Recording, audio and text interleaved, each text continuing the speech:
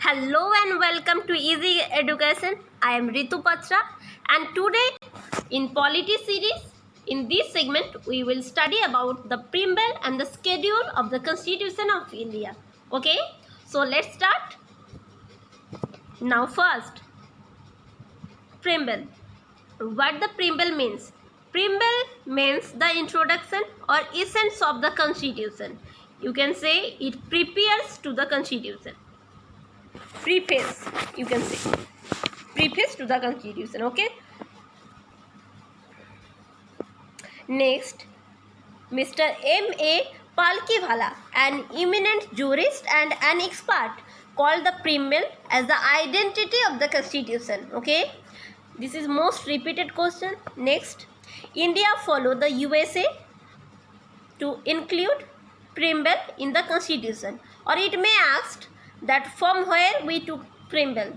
So you can say that we took preamble from USA Constitution. Okay, or the source of the preamble is USA's Constitution. Okay, next, this is also very important. And next, the preamble of Indian Constitution is based on the objective resolution, and objective resolution was drafted and moved by Pandit Jawaharlal Nehru when in the Constitution Assembly. Okay, and it was adopted after a long debate. Next, now the idea of justice, three type of justice here, right? What are they? Social justice, economic justice and political justice have taken from the Russian Revolution that happens in 1917, right? So the idea of social, economic and political justice have taken from Russian Revolution. Next, this is very important and most reported question in competitive exam also, right? Next, the idea of liberty, equality and fraternity have been taken from the French Revolution that happened in 1789. Okay. Next, the significance of the preamble.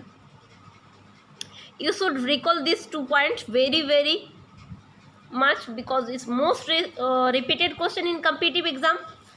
So recall it. Then next, the preamble embodies the basic philosophy and fundamental values, political, moral and religious, on which the Constitution is based. Okay, so the preamble embodies the basic philosophy and fundamental values, political, moral and religious values also, on which the Constitution is based. Okay, now the preamble summarizes the aims and object of the Constitution. We already said that preamble is the summary or the gist form of the Constitution, so it summarizes the aims and objects of the Constitution. Okay, next, it contains the grand and noble vision of the Constitution Assembly. It reflects the dreams and aspirations of the founding father of the Constitution. It may also ask, who is the father of Indian Constitution?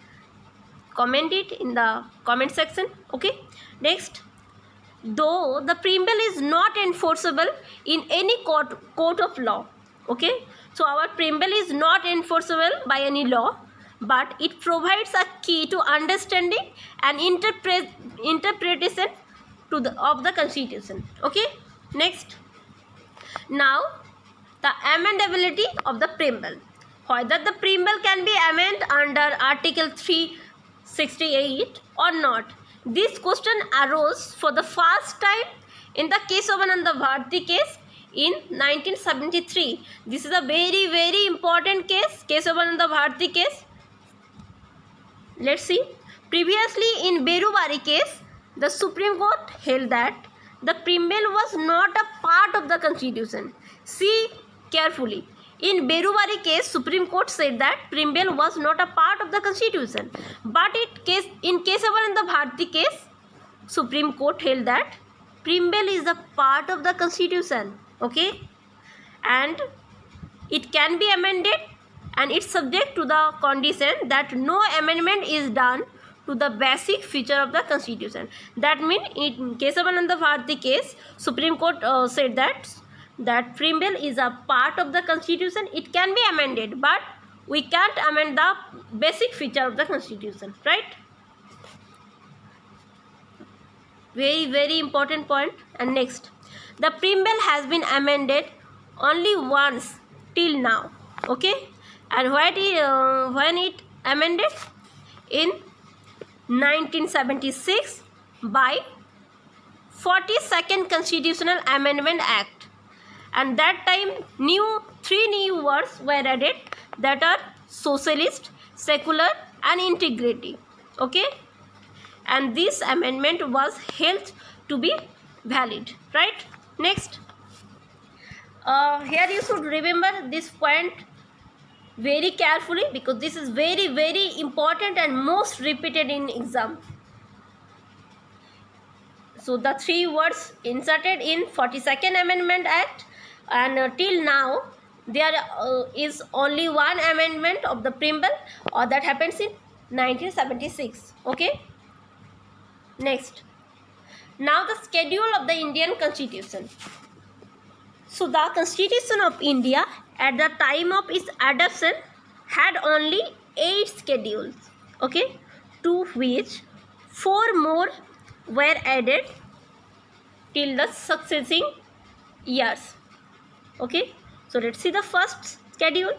The first schedules deal with states and union territories with territorial demarcation, okay? So first schedules deals with the states and union territories. Second schedules deals with salary and emolument, okay? These all schedules are very important for your exam. So you should remember the schedules, the 12 schedules, okay? Now third schedule. Third schedule deals with oaths and affirmation, okay? Oaths and affirmation of members of legislature, ministers and judges, okay? Now fourth schedule, it deals with allocation of seats in the Rajya Sabha. Next, fifth schedule. Fifth schedule deals with administration and control of scheduled areas and scheduled tribes, okay? Now sixth schedule, it deals with administration of tribal areas of northeastern states. Recently it is in news because Manipur also demand the north,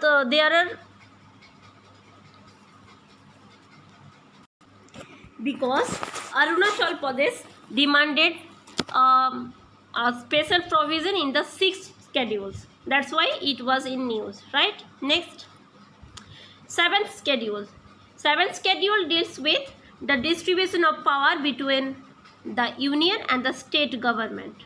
This is also very important, and in this schedule you will get the union list, state list and the concurrent list also, okay? Now eighth schedule, that deals with the language. This is also most repeated question, frequently asked about the eighth schedule, okay? Next, then these are the 8 schedules that were added in when the constitution was formed. Then the rest of the 4 schedule were added. Let's see. 9th schedule, it deals with the validation of certain act and regulation, and when it inserted after the first amendment in 1951, okay? Next, 10th schedule. 10th schedule deals with anti-defection law. It was also rapidly in news. We should know details about the anti-defection law, and it inserted in 52nd amendment in 1985, okay? Let's have a look about it. Next, 11th schedule, it deals with Panchayati Raj. This is also very important. 11th schedule introduced the Panchayati Raj institution, that is PRI, and when in the 1992 and in 73rd Amendment Act, and it also added a new part, that is part 9. Okay, next, 12th schedule. 12th schedule deals with municipalities. Okay, and it inserted in 74th Amendment Act in 1992. Okay, through the 74th Constitutional Amendment Act in 1992, the Parliament added a new part, that is 9A. We already see that part 9 for Panchayati Raj institution was added, and part 9A for the municipalities or the urban local bodies is also added to the constitution. Okay, so these are all for this session. I hope this will help you a lot to grab your knowledge, and if you like this session, please do like, share with your friends, and subscribe our YouTube channel Easy Education, and press the bell icon, and thanks for watching the session.